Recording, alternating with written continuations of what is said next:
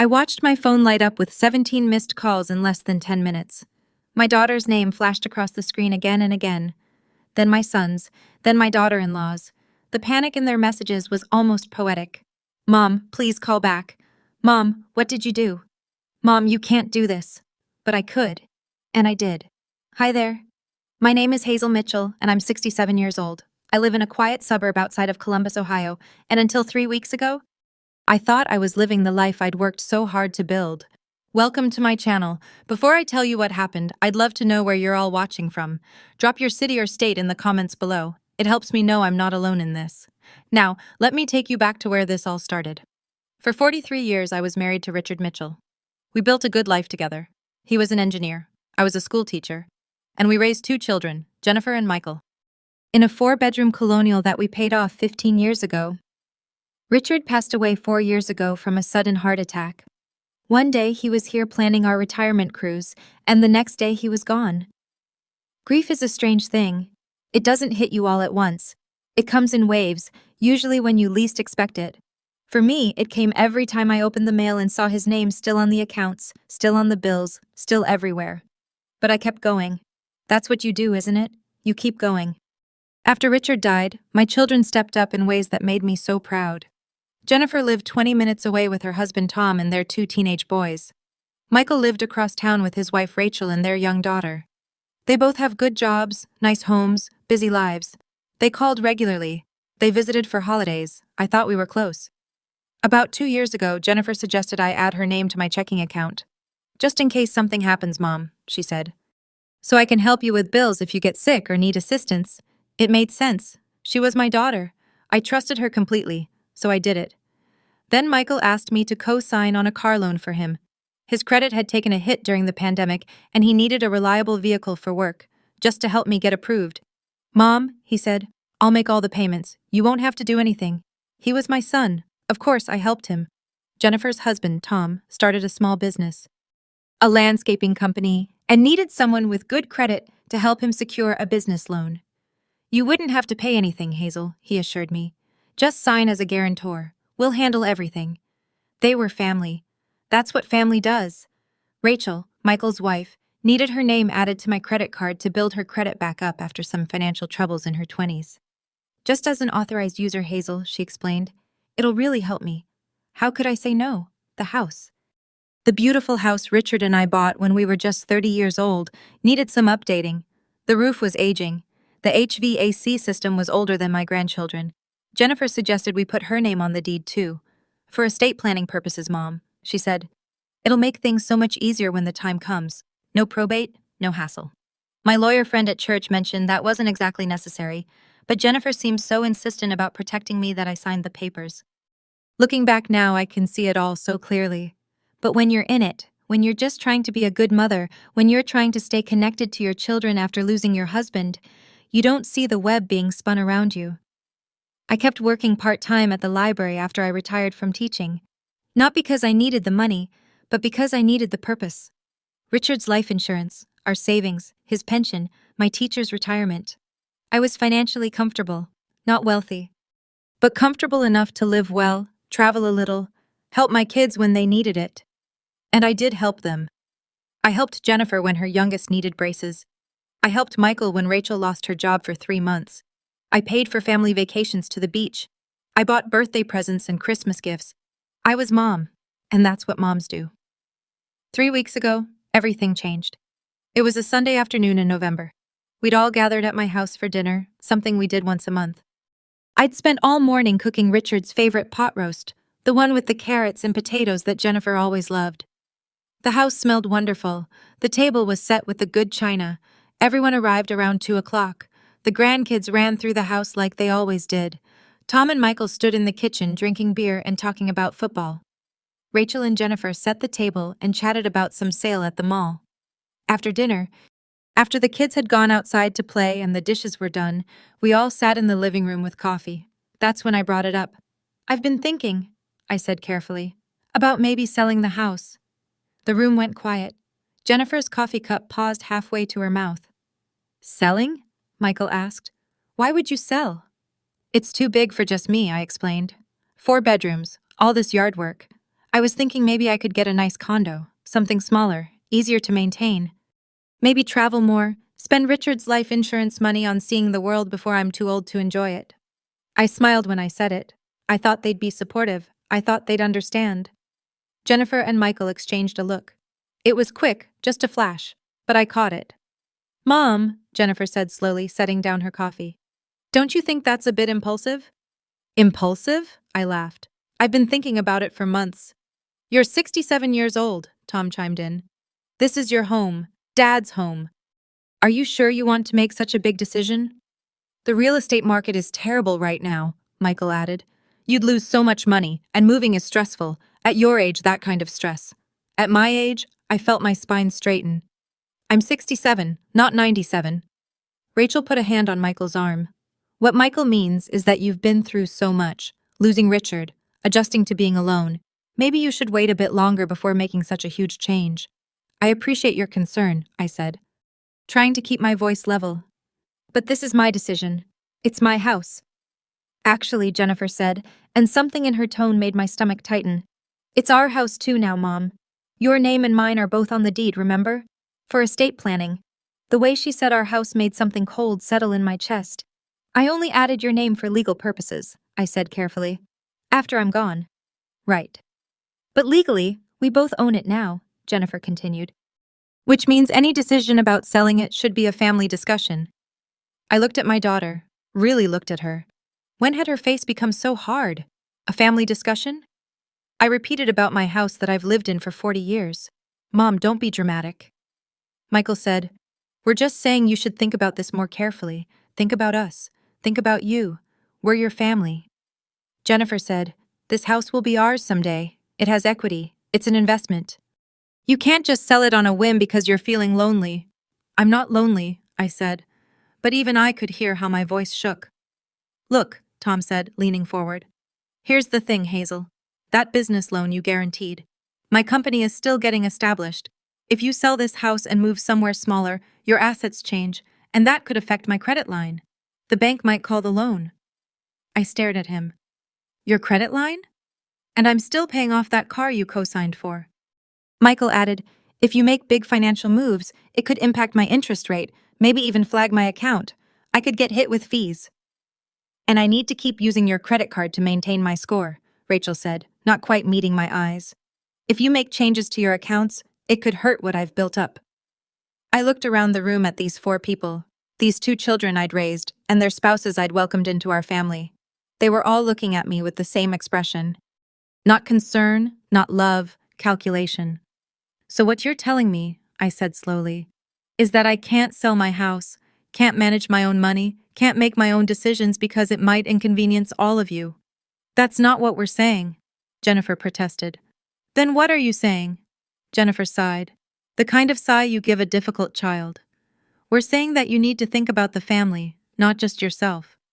You're not alone anymore, Mom. Your decisions affect all of us now. Because I tried to help you, I said. Because I added your names to things to make your lives easier. Well, yes, Michael said as if it were obvious. That's what family does. We help each other. I felt something crack inside me. Not break. Not yet. Just crack. I see, I said quietly. Tom stood up clearly ready to leave. Look, we don't want you to feel bad about this, Hazel. We're just being realistic. You're getting older. It's good that you have us to help guide these decisions. Guide? I repeated. That's what kids do, Rachel said, actually smiling. Eventually, the roles reverse, right?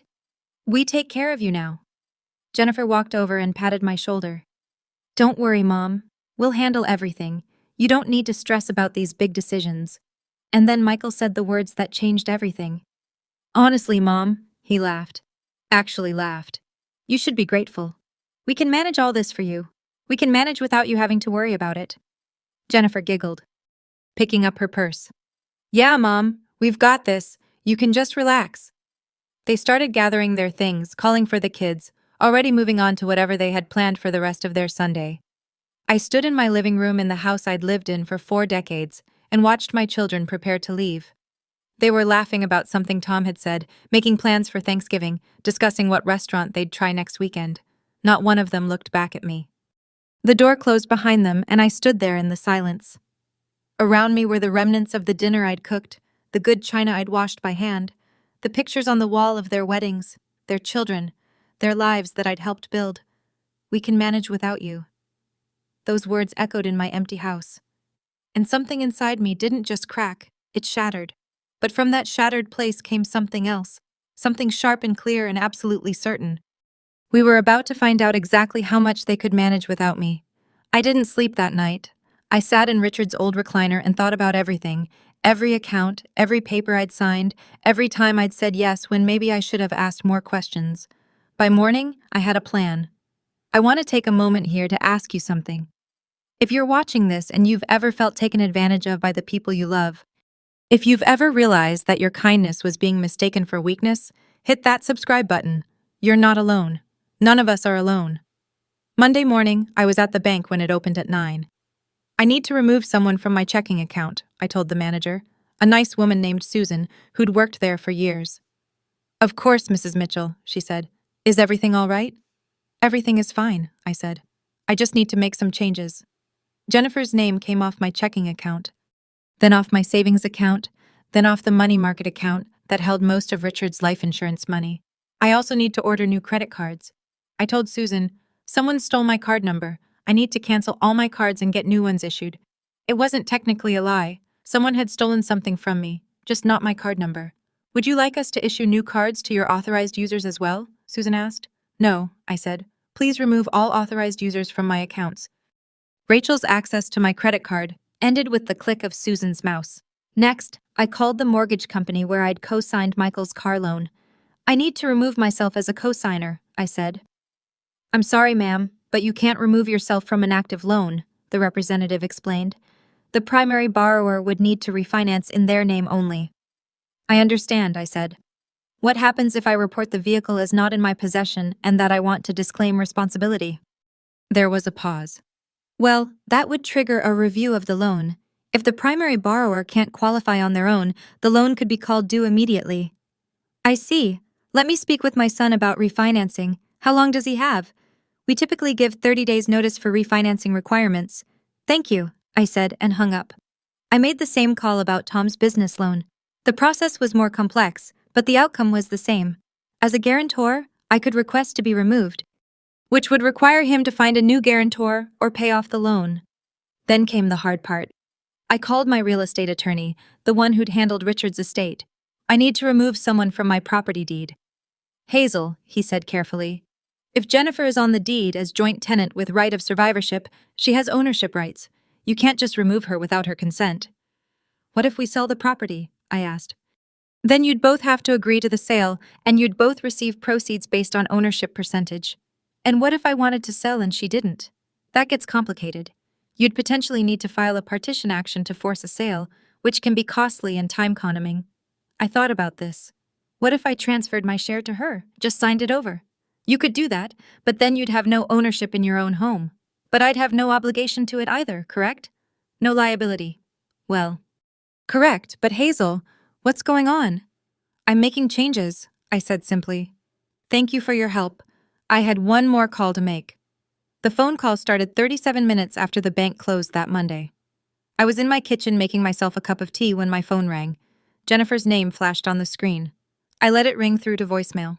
She called back immediately. I declined it. A text message came through. "Mom, call me right now. Something's wrong with the bank account." Then Michael called. Then Rachel. Then Tom. Then Jennifer again. My phone was lighting up like a Christmas tree. I turned on my computer and checked my email. 3 messages from Jennifer, 4 from Michael, 2 from Rachel, 1 from Tom's business partner, someone I'd never even met. "Mrs. Mitchell, there's been an issue with our credit line." I deleted them all. My phone rang again. "Jennifer?" This time I answered. "Hi, sweetheart?" I said calmly. "Mom, oh my God, finally. What happened to the bank accounts?" "I tried to transfer money for groceries and it said I don't have access anymore." "That's correct. I said I removed you from my accounts." Silence. "Then you what?" "I removed your name from all my accounts." "They're my accounts, Jennifer. Just mine. You can't do that. I need access to those accounts." "Why?" I asked simply. Because what if you need help? What if something happens?" What if something happens? I repeated. You mean like I get sick or have an emergency? Yes. Then I suppose I'll handle it myself. After all, you told me yesterday that you can manage without me. I thought I'd give you the chance to prove it. Mom, that's not what I meant, and you know it. Isn't it? I kept my voice level. You told me I couldn't sell my house because it would inconvenience you. You told me I couldn't make my own financial decisions because they might affect your credit lines and your business loans and your credit score. You told me I should just relax and let you handle everything, so I'm taking your advice. I'm relaxing and you're handling everything. This is insane. You're being completely irrational. Am I? Let me ask you something, Jennifer. How much money have you transferred from my checking account in the last year? Silence, because I looked at my bank statements this morning. Really looked at them, and do you know what I found? Transfers to your account. Sometimes $50, sometimes $200, sometimes more. Regular as clockwork. What were those for? Those were for groceries when I was short, or for the boys' activities, or for things you wanted and decided I should pay for. I finished without asking me. You're my mother. You would have said yes. But you didn't ask, I said quietly. That's the point. You just took it. Michael's name started flashing on my screen. Call waiting. Your brother's calling, I said. I imagine his car payment just bounced. Mom, please. Jennifer's voice was frantic now. You're making a huge mistake. We're your family. Yes, I agreed. You are, and I'm learning what that means.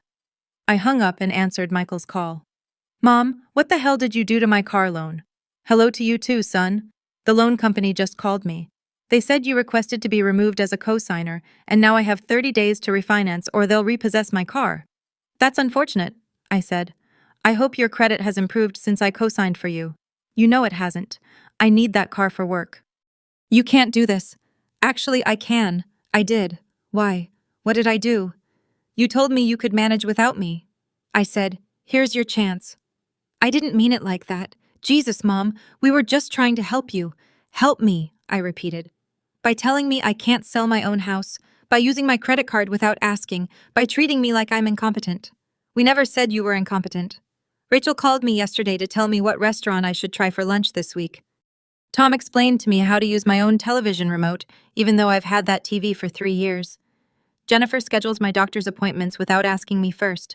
You called last week to tell me what I should cook for Thanksgiving in my own house. We were being helpful. No, I said you were managing me, taking control, making me irrelevant in my own life. But you all made it very clear that you can manage without me. So now you're going to, this is ridiculous. You're acting like a child. I'm acting like someone who just realized she's been taken advantage of. I said, there's a difference. Fine, Michael shouted. Fine, keep your money, keep your accounts, see if we ever help you again. I won't need help, I said. I've been managing just fine for 67 years. He hung up on me. The calls and messages continued all evening. Angry messages, pleading messages, messages telling me I was being unreasonable, selfish. Crazy messages telling me they were just trying to protect me, messages telling me I was going to regret this. Tom's business partner called to tell me I was jeopardizing a legitimate business over a family squabble. Rachel sent a long text about how hurt she was, how she thought I loved her like a daughter. How could I do this to her credit score? Jennifer left a voicemail saying she was concerned about my mental state and might need to look into options for my well-being. That last one made me laugh. It was a dark laugh, but still a laugh. I turned my phone off and went to bed. The next morning, I turned my phone back on to 43 new messages. I ignored them all and drove to my lawyer's office. I want to sell my house, I told him. He looked concerned. Hazel, we talked about this. Jennifer is on the deed. She'd have to agree. I know, I said. So, I'm going to make her an offer. I'll sign over my half of the house to her completely. She can have it free and clear. You'd be giving up your home. Would I asked. Or would I be giving up a burden? That house is big and old and expensive to maintain. The roof needs replacing. The HVAC system is dying. The property taxes keep going up. If it's in her name only, all of that becomes her problem. The maintenance, the taxes, the insurance, everything. Understanding dawned on his face. And you'd be free to buy something smaller. Exactly. Something in my name only. Something no one can claim any piece of. She might not go for it. She will, I said confidently, because Jennifer likes to win. If I offer to just give her the house, she'll see it as a victory. She won't think about what comes with it. I was right. When I called Jennifer that afternoon and offered to sign over my half of the house to her, there was a long pause. You just give me the house? She asked suspiciously. I would. You were right yesterday. It should be a family asset in your family. I'll sign whatever papers need to be signed. You'll own it outright. What's the catch? No catch, I said. I'll move out by the end of the month. The house is yours. Another pause. I could almost hear her thinking, calculating, convincing herself she'd won. Fine, she said finally. I'll take it. Wonderful. I'll have my attorney draw up the papers. But Mom, she added, her voice taking on that syrupy tone she used when she wanted something. Maybe we should talk about the bank accounts too. I really do need access in case. No, I said simply, and hung up. 3 days later, I signed the papers transferring the deed entirely to Jennifer's name. My attorney looked sad when I did it. Are you sure about this, Hazel? Completely sure, I said. That same day, I made an offer on a beautiful 2-bedroom condo in a new 55-plus community across town. It had a view of a small lake, a modern kitchen, and maintenance included in the HOA fees. No yard work, no repairs, no massive utility bills. I used Richard's life insurance money for the down payment. Money that had been sitting in an account, earning minimal interest because I'd been too afraid to use it, too worried about saving it for the kids who told me they could manage without me. Moving day was on a Friday. I'd hired professional movers and spent the week packing up 40 years of my life. I took what I wanted. My clothes, my books, Richard's favorite chair, our wedding china, the photo albums, a few pieces of furniture that meant something. I left everything else. Jennifer showed up around noon with Tom. They'd been driving by every few days to check on things, though they hadn't offered to help me pack. You're really doing this? Jennifer said, watching. The movers load boxes into the truck. I really am. Where are you even going? I bought a condo, I said. A beautiful place. You'll have to come see it sometime. You bought a place? With what money? My money, I said simply. The life insurance money from your father, my teacher's pension, my savings, my money. Tom walked through the house and I could see him calculating, seeing the worn carpet, the outdated fixtures, the leak stain on the ceiling from the old roof. You know, he said slowly, this place needs a lot of work. Yes, I agreed. It does, but that's Jennifer's problem now. It's her house. Jennifer's face changed as reality started to sink in. What do you mean, my problem? The house is in your name only now. I explained patiently. Which means you're responsible for it. The property taxes, the insurance, the repairs, the utilities, all of it. Congratulations on your investment, but I don't want to live here. I have my own house. Then you should probably put it on the market, I suggested. Though, as Tom mentioned, it needs work. That'll affect your selling price, and the market is terrible right now. You might lose money. I watched her face cycle through emotions. Confusion, then understanding, then anger. You did this on purpose. I gave you exactly what you asked for. I said you wanted the house. You have it. This isn't what I meant. No, I agreed. You meant you wanted to keep me from selling it so you could inherit it eventually, keeping me stuck here, maintaining it, and paying for it while you waited. But here's what you didn't understand, sweetheart. I'm 67, not 97. I could live another 20 or 30 years. That's a long time to maintain a house you don't want just so someone else can inherit it. The movers finished loading the truck. My car was packed with the last few items. I'm leaving the utilities on until the end of the month, I told Jennifer. After that, you'll need to transfer them to your name. There's a binder on the kitchen counter with all the account information, the contractor numbers for when the roof finally caves in, and the name of the HVAC company that's been keeping that system alive through sheer force of will. Good luck. I walked to my car. Mom, wait! Jennifer called after me. You can't just leave. I turned back to look at my daughter standing in the doorway of the house that was now hers and all the problems that came with it. Yes, I said calmly. I can. You told me you could manage without me. Prove it. I drove away and didn't look back. The aftermath. That was 3 weeks ago. Michael's car was repossessed last week. Apparently his credit wasn't good enough to refinance on his own, and he couldn't make the balloon payment the loan company demanded. He called to scream at me about it, but I'd already blocked his number. Rachel's credit score dropped 60 points when I canceled my credit cards, and she lost her authorized user status.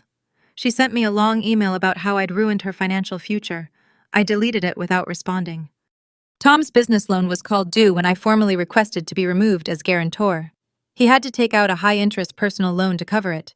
His business partner sent me a threatening letter about legal action. My attorney sent them a letter back explaining that I'd done nothing illegal and advising them to cease contact. I haven't heard from them since. Jennifer did put the house on the market. It sat for 2 weeks before she got a lowball offer that she had no choice but to accept. Between the repairs the inspector required and the closing costs, she barely broke even. She's not speaking to me. I'm living in my beautiful condo by the lake. I wake up every morning to watch the sunrise over the water. I've joined a book club with other women in the community. I'm taking a watercolor painting class. I'm planning a trip to Italy next spring, something Richard and I always talked about but never did. My phone doesn't ring with demands anymore. Nobody asks for money or access to my accounts. Nobody tells me what I should or shouldn't do with my own life. The silence was deafening at first. But now it sounds like freedom. Yesterday, I got an email from Jennifer. Not an apology, but a tentative request to talk things through. I haven't decided if I'll respond yet. Because here's what I learned. Being a good mother doesn't mean sacrificing yourself. It doesn't mean letting your children use you. It doesn't mean accepting disrespect or being managed like a child yourself. Sometimes the most loving thing you can do is let your children stand on their own 2 feet, even when they're 40 years old and should have learned how already. And sometimes the most loving thing you can do for yourself is remember that you matter too. I'm Hazel Mitchell. I'm 67 years old. I live in a beautiful condo by a lake in Ohio, and I can manage just fine without them.